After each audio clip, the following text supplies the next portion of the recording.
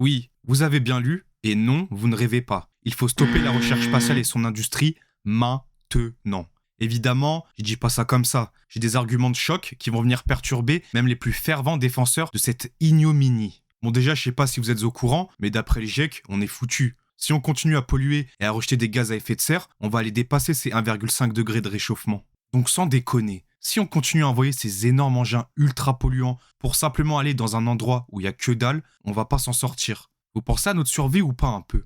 Je veux pas dire, hein, mais mon petit Jean Covici, je l'adore celui-là, a quand même dit que l'on devait tous restreindre notre nombre de vols en avion à 3 par personne si on voulait survivre. Donc comme une fusée, ça doit être 4 fois plus grand qu'un avion environ, ça fait 0,75 décollage autorisé. Si je prends la partie entière du résultat parce que j'ai envie, bah ça fait 0. Pour résumer, d'après mon étude parfaitement rigoureuse scientifiquement parlant, parce que j'ai quand même utilisé les données du J, pour sauver la planète, on doit tout simplement arrêter complètement les décollages de fusées, et donc stopper l'industrie spatiale. Et je sais pas si vous avez vu passer de cette vidéo, elle montre tous les débris qui se trouvent actuellement dans l'espace. Je sais pas vous, mais moi quand je vois ça, j'ai des frissons de terreur. Et bientôt on aura quoi? Des anneaux de débris autour de la Terre, c'est ça? On pourra renommer notre belle planète bleue Saturne Ordure. Mais pire encore, si ça continue, on ne pourra même plus recevoir les rayons du soleil. Donc un grand merci à l'industrie spatiale qui nous permet de combattre le réchauffement climatique. Un mal pour un bien en fait, voire même un bien pour un bien, puisqu'en plus de stopper complètement le réchauffement climatique, notre futur bouclier de débris empêchera au final tout envoi de fusée dans l'espace. Mais c'est merveilleux. Bon, je rigole bien sûr, hein. C'est cataclysmique. Puis sans déconner, on n'a pas de priorité? La conquête spatiale nous coûte des milliards et des milliards, pourquoi? Prendre des photos aussi moches et floues de choses inintéressantes qui ne servent qu'à être choisies comme fond d'écran par des personnes sans personnalité? Ça nous parle de recherche spatiale, mais on n'a toujours pas trouvé l'origine de notre univers ou une autre civilisation. Complètement inutile, je vous dis. Et vous vous rendez compte aussi qu'avec ces milliards, on pourrait régler des problèmes bien plus terre-à-terre qui pourrissent l'humanité? La faim dans le monde ou la pauvreté, par exemple. On pourrait même aussi financer d'autres domaines de recherche pour par exemple éradiquer le cancer et le sida. Irréfutable ce que je viens de dire. Et seules les personnes de mauvaise foi qui refusent de remettre en question leurs certitudes viendront me contredire. Voilà, c'est la fin de la vidéo. Je vous invite à vous abonner pour que YouTube vous signale mes prochaines masterclass dialectiques, même si, en toute honnêteté, je ne pense pas faire mieux que cette vidéo, et à laisser un pouce bleu si vous êtes d'accord avec moi, ce qui en toute logique me donnera un ratio de j'aime de 100%. Allez, reste à vous dire à plus pour une nouvelle vidéo. Salut!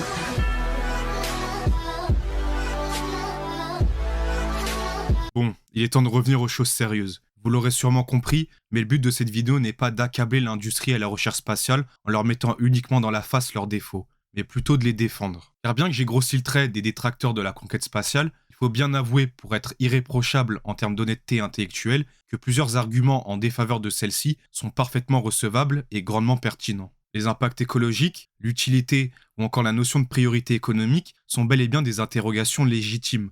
Et au lieu de faire une vidéo pour dire j'ai raison car vous avez tort parce que vous êtes trop bête pour comprendre la nécessité de préserver l'industrie et la recherche spatiale, j'ai listé ce qui est selon moi 6 arguments classés selon leur pertinence en faveur de celle-ci et qui répondent en même temps aux critiques. J'ouvre le débat, vous me dites ce que vous en pensez dans l'espace commentaire, comme ça on fait avancer le sujet et tout le monde est content. Allez, tout de suite, le premier argument qui est le moins pertinent comme vous l'avez compris. Ça c'est ma fusée en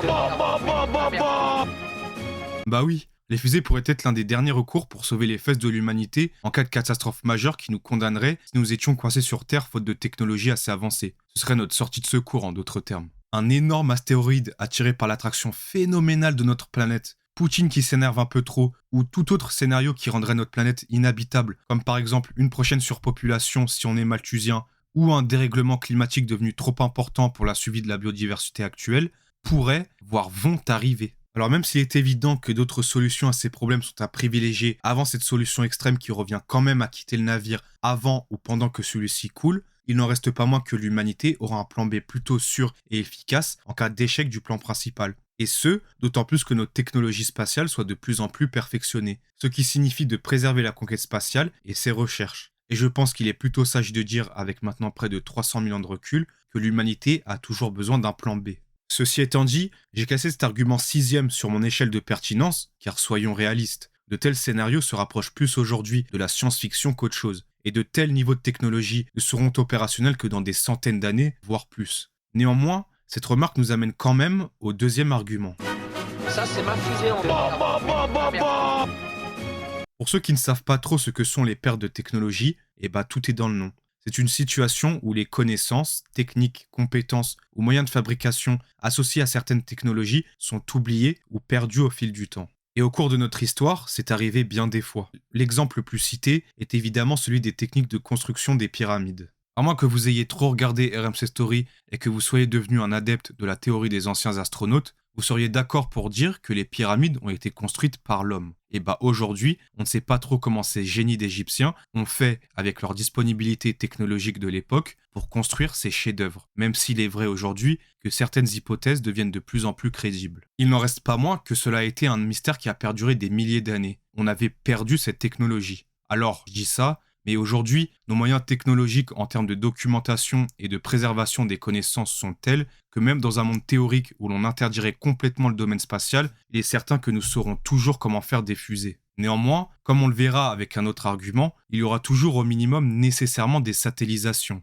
Appliquer ne serait-ce que des restrictions sur l'industrie ou la recherche spatiale serait alors un désastre si cela ne se faisait pas au niveau mondial, car on verrait alors se produire une fuite de cerveau. Limiter pénalement un secteur, c'est le rendre moins attrayant. C'est donc diminuer le nombre de cerveaux qui s'orienteront plutôt vers d'autres secteurs ou simplement iront voir ailleurs, ce qui peut finalement engendrer une perte de savoir-faire progressive due à l'abandon de ce secteur. Et ça, c'est terrible, car cela peut grandement ralentir les avancées technologiques spatiales. Et on retombe sur la fin du premier argument. Puisque si l'on veut pouvoir obtenir des technologies spatiales efficaces en termes de performance environnementale, spoil d'un prochain argument, ou tout simplement en performance technique, sachant que le secteur spatial est essentiel pour notre époque, autre spoil, il est nécessaire d'avoir une recherche toujours plus performante, et donc non limitée par de tels phénomènes pour atteindre ce but. C'est le cercle vertueux de la recherche scientifique appliqué au spatial. Mais bon, cet argument n'est pas plus haut dans la liste, car si on se met dans la peau d'une personne circonspecte vis-à-vis du bien fondé de la conquête spatiale, on pourrait rétorquer le fait que la perte d'une technologie ou d'un savoir-faire qui ne sert pas à grand-chose et qui contribue également à un des scénarios catastrophes cités dans le premier argument du fait de ses impacts environnementaux n'est pas un problème en soi. Et en réponse à ceci, je dis simplement d'attendre la suite des arguments,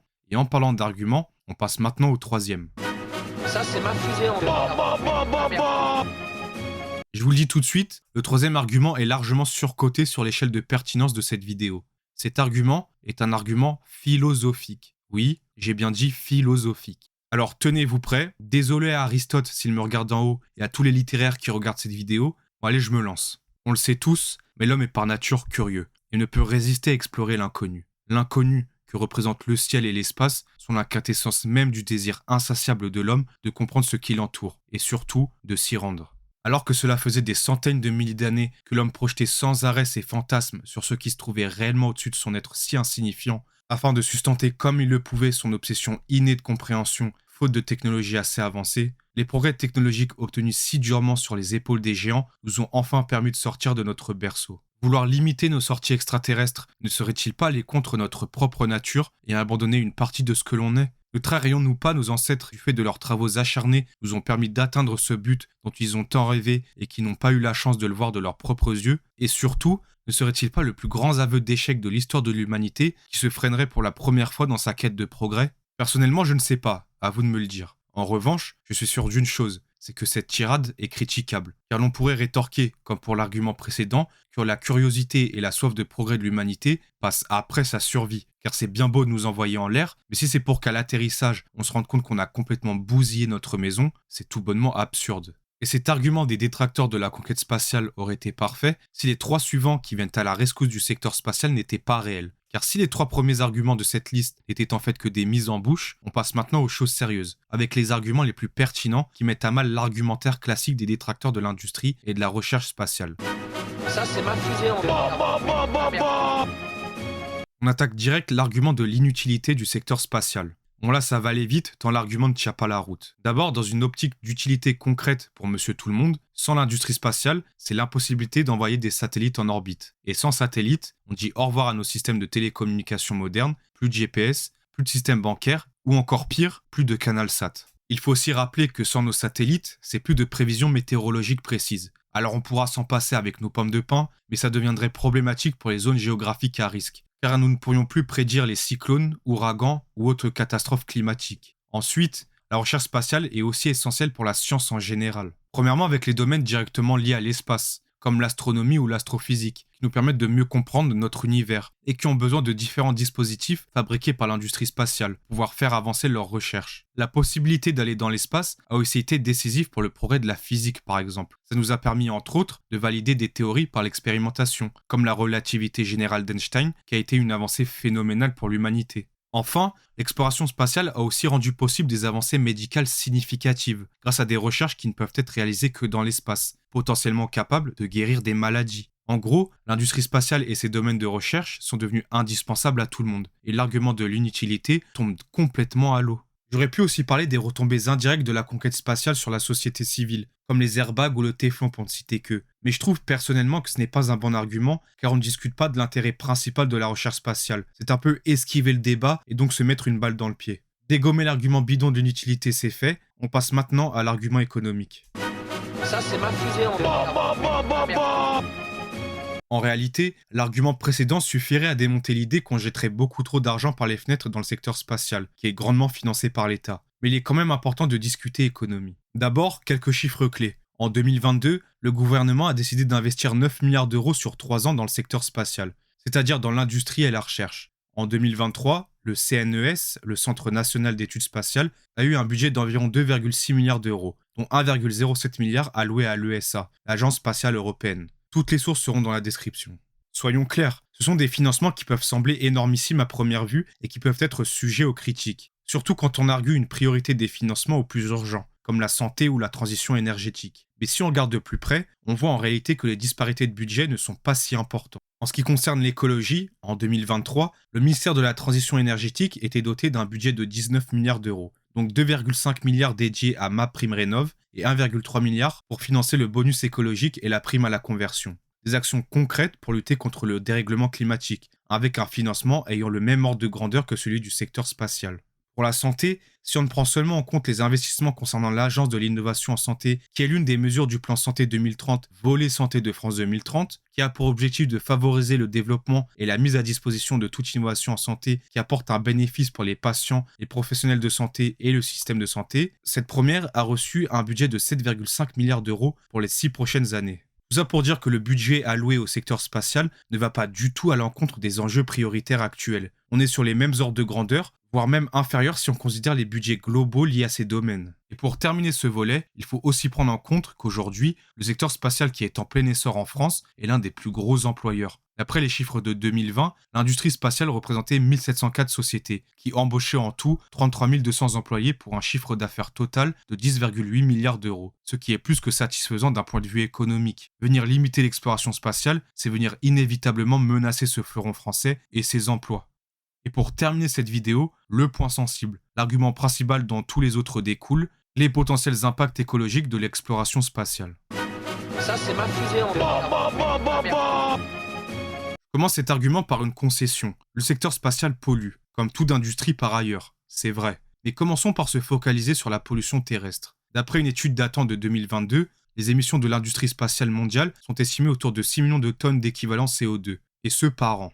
Beaucoup, pas beaucoup. Si on compare avec d'autres secteurs, c'est ridicule. L'aviation, c'est entre 1,5 et 3 milliards de tonnes d'équivalent CO2 par an. Pour l'agriculture, en ne prenant en compte que l'Europe, c'est 458 millions de tonnes équivalent de CO2 par an. Alors oui, c'est beaucoup tout de même. Et surtout, certaines données de l'étude ne sont pas très précises, ce qui pourrait revoir le résultat à la hausse. Mais on resterait quand même très loin des principaux pollueurs. Faire le procès du secteur spatial sur ses potentiels impacts environnementaux est selon moi plus qu'exagéré. Surtout que plus on avance, plus les progrès faits dans ce secteur vont dans le sens d'une réduction de la pollution causée par les engins spatiaux. Laisser cette industrie se développer, qui plus est essentiel, c'est avoir la certitude d'une baisse de sa pollution. Et pour ce qui est de la pollution spatiale, il est vrai que cela est un vrai problème. Même si toutes les images que l'on peut voir à ce sujet ont des mises à l'échelle douteuses qui renforcent le sentiment d'urgence, il est plus que nécessaire de s'attaquer à ce problème. Chose qui commence à être faite, notamment avec l'instauration d'amendes pour abandon de débris, d'appareils servant à ramener les gros débris dans l'atmosphère terrestre, ou tout simplement des politiques plus strictes en termes d'abandon de débris. La prise de conscience étant faite, il est sûr que ce problème s'atténuera dans les prochaines années. Voilà, c'était le dernier argument de cette liste non exhaustive. J'espère avoir été pertinent et ne pas avoir dit trop de conneries. Comme le but de cette série de vidéos est d'ouvrir le débat sur un sujet en particulier, je vous invite également à me donner votre analyse de cette question dans l'espace commentaire, quel que soit votre point de vue, afin de faire avancer ce débat. Par ailleurs, si vous appréciez le contenu de cette chaîne, n'hésitez pas aussi à vous abonner. C'est le meilleur moyen de la promouvoir. Et en attendant, je vous dis à la prochaine pour une nouvelle vidéo. Salut!